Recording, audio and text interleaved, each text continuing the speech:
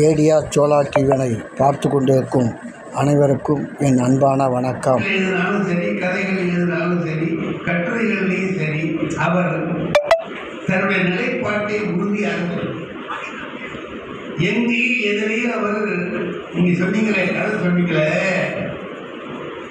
சூப்பனையில போய் ராமனை காத்திக்கிறான் அப்படின்னு சொல்லி அவர் எழுதுறாருன்னு சொன்னீங்க. இதை அறிஞர் அண்ணா பரதாயனம்னு ஒன்று எழுதியிருக்காரு தெரியுமா? பரதாயனம்னு எழுதியிருக்கார். அதில் என்ன பண்ணுறான், ராமன் காட்டுக்கு போகிற போது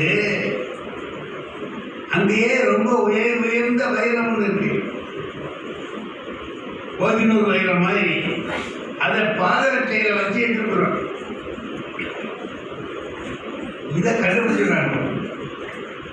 அதனால தான் திரும்ப போனவன் அவன் செருப்ப கூட வாங்கிட்டு தரான்.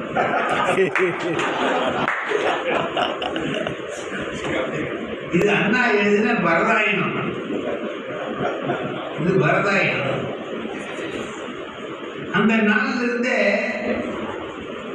பாரதிக்கு ஒன்று சொல்லும் பொழுது இது நம்ம மதம் ஒத்துக்கலையே, எந்த வேறுபாடுகளும் மனசில் பட்டதை சொல்லக்கூடியது. வேல்ஸ் இளவரசருக்கு வரவேற்பு கொடுக்குறாரு பார்த்தீங்களா கவிதை. வேல்ஸ் இளவரசருக்கு வர்ற போது காங்கிரஸ்ல இருந்து எல்லாருமே எதிர்க்கிறாங்க. அவருடைய வருகையை எதிர்த்து எல்லா இடங்கள்லையும் போற இடங்கள்லாம் கருப்பொழி காட்டினாங்க. இவர் வரவேற்பு எழுதுறாரு. சுதந்திர போராட்டத்தில் ஈடுபட்டவர் இப்படி எழுதலாமா அப்படின்னு பார்த்தீங்கன்னா அவர் அதுக்கு காரணம் சொல்றார். இந்த நாட்டில் மதத்தின் பெயரால் நடந்த அட்டூழியங்கள் ஏராளம். மதம் என்ற பெயரை வைத்துக் கொண்டு கணவன் இறந்தால் அந்த நெருப்பிலை பெண்ணை தூக்கி போட்டார்கள், அவளையும் சேர்த்து எரித்தார்கள். பெண் குழந்தை பிறந்துவிட்டால் ஆற்றிலே தூக்கி எறிந்தார்கள். இவ்வளவு அநியாயம் நடந்த போது நீங்கள் வந்ததற்கு பிறகுதான் அதற்கெல்லாம் ஒரு விடிவுகாலம் ஏற்பட்டது. இந்த சதி பழக்கத்தை, குணங்கட்டை ஏறும் பழக்கத்தை ஒழித்தது நீங்கள் தான். நாங்கள் மட்டுமே ஆட்சி செய்திருந்தால் சம்பிரதாயம், சாஸ்திரம் என்று சொல்லி நாங்கள் அதை ஏற்றுக்கொண்டிருப்போம். அதற்காகவே உன்னை நான் வரவேற்கிறேன். நடந்த அநியாயங்கள், மதத்தின் பெயரால் என்னென்ன அநியாயங்கள் நடந்தன என்பதையெல்லாம் சொல்கிறார். தீண்டாமை, ஜாதி வேறுபாடு, மதத்துல ஒரு மதம், இந்த மதத்தை ஒரு மதம் அப்படின்னு சொல்லிட்டு ரொம்ப மதத்தை வச்சு ரொம்ப வளர்க்குறான். தேவையில்லாத ரொம்ப எல்லாம் வளர்க்குறான். நீதிபதியே அவன் ஒன்று கொண்டு பேசுறான். இதுக்கு போய் எங்க போய் சொல்றது? நம்ம நீதிபதியை போய் எவன்கிட்ட சொல்றது? நீதிகிட்ட போனால் தான் நமக்கு நீதி கிடைக்கும் போகிறோம். அவனே அநீதியாக செஞ்சானா நம்ம என்ன பண்ணுறோம்? அது மாதிரிலாம் நடக்குது.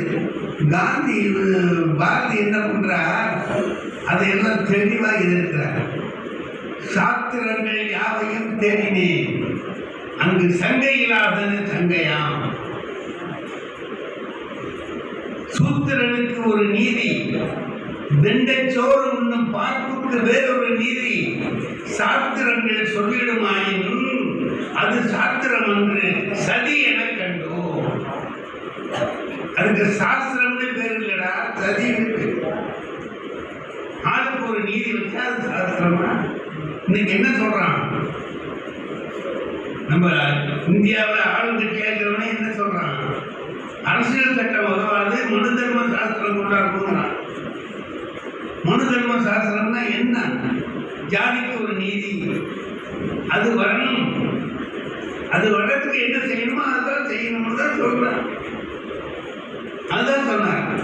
இந்த மாதிரிலாம் ஒரு தவறுகள் நடக்கும் பொழுது அதை மீண்டும் அடுத்த வீடியோவில் சந்திப்போம். நன்றி, வணக்கம்.